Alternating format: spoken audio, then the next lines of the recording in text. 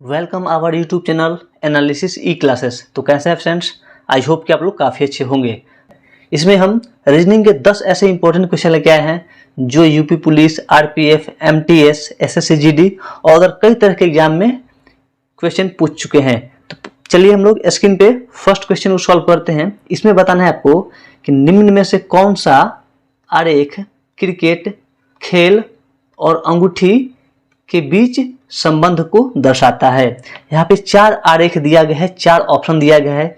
इनमें से बताना है आपको कि क्रिकेट, खेल और अंगूठी के बीच कौन संबंध को दर्शाता है। इनमें 3 वर्ड दिया है, क्रिकेट, खेल और अंगूठी। तो सबसे पहले हम लोग देखेंगे कि क्या तीनों किसी से कोई संबंध है, किसी से, जैसे क्रिकेट और खेल, इन दोनों के बीच में तुलना करेंगे कि क्या इससे कोई संबंध है। जी बिल्कुल, खेल के अंतर्गत ही क्या आता है, क्रिकेट आता है। क्या खेल के अंतर्गत क्रिकेट आता है।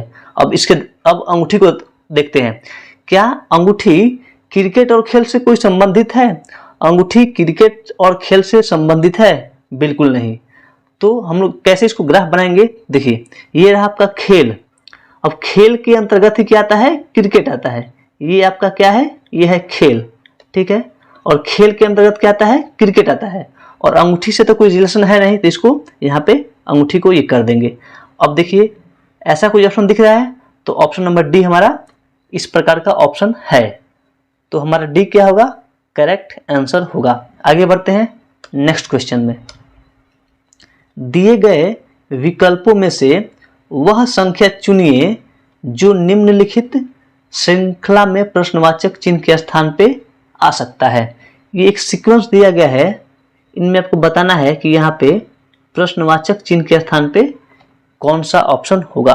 तो सबसे पहले देखते हैं कि यहाँ पे कौन सा सीक्वेंस है नंबर के बीच में। जैसे यहाँ पे है 1, 3, 6, 10, 15 और यहाँ पे आपको फाइंड करना है कि कौन सा नंबर आएगा। यहाँ पे देखिए कि 1 और में कितने का डिफरेंट है, तो 2 का डिफरेंट है। 3 और 6 के बीच में 3 का डिफरेंट है। 6 और 10 के बीच में 4 का डिफरेंट है। 10 और 15 के बीच में 5 का डिफरेंट है। अब यहाँ पे देखिए कि कौन सा सीक्वेंस से नंबर बढ़ रहा है। 2 के बाद 3, 3 के बाद 4, 4 के बाद 5, तो 5 के बाद 6, यानी एक एक नंबर बढ़ रहा है। तो 5 के बाद क्या होगा, 6 होगा। अब यहाँ पे अगला नंबर क्या आएगा, तो 15 और 6 काउंट करने कितना होता है, 15, 6, 21। कैसे पता लगेगा कि इसको जोड़ेंगे कि घटाएंगे, तो इसके ठीक पहले वाला नंबर को देखेंगे, क्या है 10 और 5 क्या हुआ है, 15 हुआ है। तो वैसे ही 15 और 6 क्या होगा, 21 होगा। ऑप्शन नंबर कौन सा है, ऑप्शन नंबर बी हमारा करेक्ट आंसर होगा। आगे बढ़ते हैं नेक्स्ट क्वेश्चन में। यदि 6 हैशटैग एज 8 इक्वल टू 28, यानी इन दोनों में कौन सा लॉजिक लगाएंगे तो ये 28 आएगा। वैसे ही 5 हैशटैग 12 में कौन सा लॉजिक लगाएंगे तो 13 आएगा। सेम जो लॉजिक यहाँ पे लगेगा, ठीक वही लॉजिक यहाँ पे 9 हैशटैग 14 में आएगा, ठीक है, 14 में आएगा, सॉरी। देखते हैं यहाँ पे कौन सा लॉजिक लगा है, 6 हैशटैग 8 इक्वल टू 28। क्या करेंगे कि एक बार इस नंबर को स्क्वायर कीजिए। 6 का स्क्वायर कितना होता है, 36, और 36 में से ये 8 माइनस कर लीजिए, कितना होगा, 28। यानी ये लॉजिक यहाँ पे दिख रहा है। अगला करते हैं सेकंड वाला को, क्या सेम इसी पे काम करेगा। 5 हैशटैग 12 इक्वल टू 13, तो 5 का स्क्वायर कितना, 25, 25 माइनस 12 कितना, 13। तो जी बिल्कुल हमारा ये सेम यही लॉजिक क्या करेंगे कि यहाँ पे हम लोग ऐड कर देंगे। तो 9 का स्क्वायर कितना, 81, 81 माइनस 40 इक्वल टू कितना, 41। ऑप्शन नंबर सी हमारा करेक्ट आंसर होगा। आगे बढ़ते हैं नेक्स्ट क्वेश्चन में। आकृति में वर्गों की कुल संख्या ज्ञात करना है। एक फिगर है, इस फिगर में आपको टोटल कितना वर्ग बनेगा इसको काउंट करना है।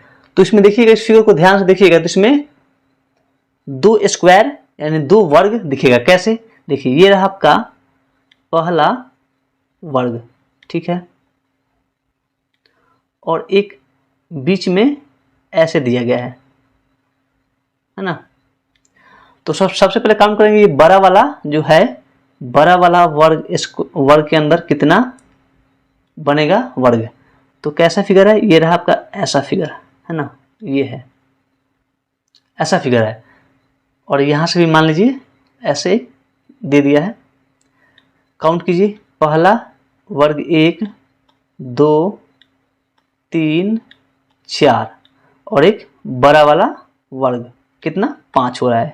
सेम इसमें भी कितना होगा 5 होगा। ट्राई कर लीजिए, यहाँ पे सेम इसमें भी उतना ही होगा। ये रहा आपका फर्स्ट सेकेंड थर्ड फोर्थ, उसके बाद एक बड़ा वाला मिला के 5, तो 5 5 कितना 10। तो इस फिगर में टोटल वर्गों की संख्या कितना होगा, तो 10 होगा। Option number A. आगे बढ़ते हैं नेक्स्ट क्वेश्चन में। अगला क्वेश्चन है, कोर्ट का संबंध है न्याय से, तो वैसे ही स्कूल का संबंध किससे होगा। ऑप्शन दिया है शिक्षा, शिक्षक, पढ़ाई और पढ़ना। ठीक है, इसको करते हैं। जिस प्रकार कोर्ट में क्या होता है, तो कोर्ट में हमको न्याय मिलता है। कोर्ट में क्या होता है, न्याय मिलता है। वैसे ही स्कूल में क्या मिलेगा, तो हमको स्कूल में शिक्षा मिलेगा। स्कूल में क्या मिलता है, शिक्षा। ऑप्शन नंबर ए हमारा करेक्ट आंसर होगा। आगे बढ़ते हैं नेक्स्ट क्वेश्चन में। दिए गए विकल्पों में से उस अक्षर समूह का चयन कीजिए जो निम्न लिखित श्रृंखला प्रश्न चिन्ह के स्थान पे आ सकता है। एक सीक्वेंस दिया गया है GF KIOLSO, तो यहाँ पे अगला अल्फाबेट का नंबर क्या आएगा। 4 ऑप्शन आपके सामने दिया गया है। ठीक है जी, यहाँ पे लिखते हैं GF KIOLSO, अगला नंबर फाइंड करना है आपको। अब देखिए यहाँ पे कि ये नंबर किस सीक्वेंस से आगे बढ़ रहा है। जैसे यहाँ पे G और K, G से 4 और अल्फाबेट आगे बढ़िएगा। जैसे G के बाद HIJK, 4 आगे बढ़िएगा तो K मिलेगा। फिर K में और 4 अल्फाबेट आगे बढ़िएगा तो O मिलेगा। ठीक है, यहाँ पे कितना होगा, यहाँ होगा 4। ठीक है जी, 4 और ऐड करेंगे तो O मिलेगा। फिर O में 4 और अल्फाबेट बढ़ेंगे तो S मिलेगा। और फिर S में और 4 अल्फाबेट बढ़ेंगे तो क्या हमको मिलेगा, यहाँ पे W मिलेगा। ठीक है जी, ये रहा आपका W। अब इसको देखते हैं F और I। F से 3 अल्फाबेट और आगे बढ़ेंगे तो हमको I मिलेगा। जैसे GF के बाद GHI। ठीक है, I के बाद JKL। ठीक है, L के बाद MNO, O के बाद PQR, तो यहाँ पे क्या होगा R। टोटल क्या नंबर, क्या अल्फाबेट होगा, WR। कौन सा ऑप्शन है, तो ऑप्शन नंबर बी हमारा करेक्ट आंसर होगा। आगे बढ़ते हैं नेक्स्ट क्वेश्चन में। यदि 6 व्यक्ति ABCDE और F असमान क्रम में एक वृत्ताकार घेरे में खड़े हैं। ठीक है, एक घेरा है, एक वृत्त है, इसमें ABCDE और F असमान क्रम में खड़े हैं। आगे बढ़ते हैं। B जो है F और C के बीच में है। B कहाँ पे है, F और C के बीच में कौन है, B है।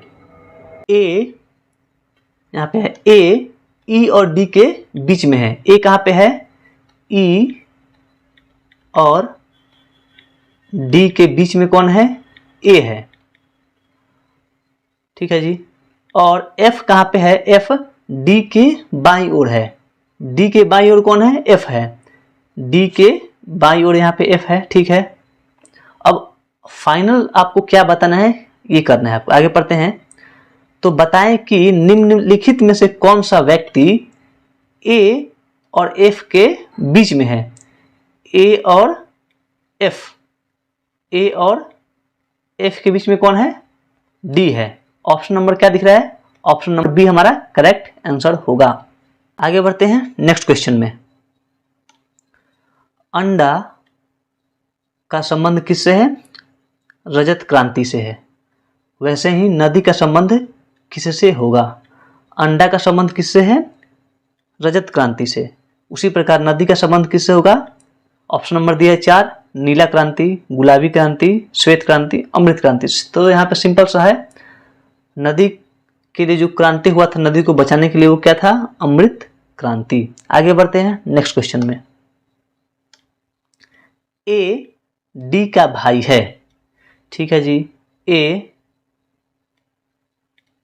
डी का भाई है, डी बी का पिता है, बी ये रहा बी का पिता कौन है?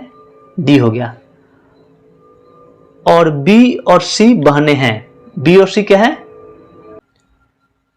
बी और सी क्या है? बहनें हैं।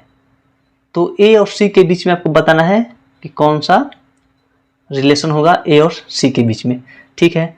जब ये दोनों क्या है? आपस में भाई हैं और ये इनका क्या है? लड़का है। और बी और सी क्या है? ये भी भाई बहन है। अब इनका क्या है? ये है पुत्र हैं और ये है पिता हैं और ये क्या है? पिता के भाई हैं, ठीक है। तो सिंपल सा क्या दिख रहा है यहाँ पे? क्या बताना है? ए और सी के बीच में संबंध। जब पिता के भाई आपको क्या लगेंगे? तो आपके चाचा लगेंगे। Option number c correct answer होगा। आगे बढ़ते हैं नेक्स्ट क्वेश्चन में।